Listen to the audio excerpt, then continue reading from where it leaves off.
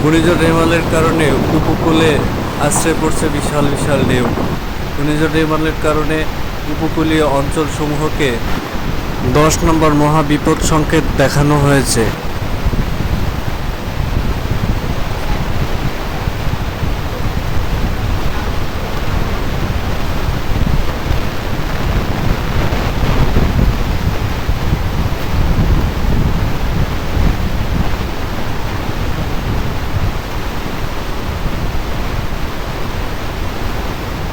পরবর্তী নির্দেশ না দেওয়া পর্যন্ত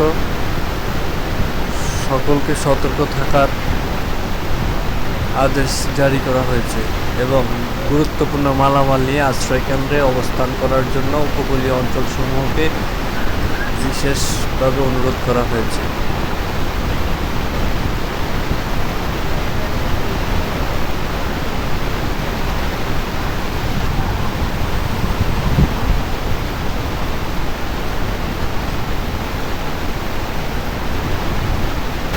সরল কণ্ঠ সংবাদ ভোলা।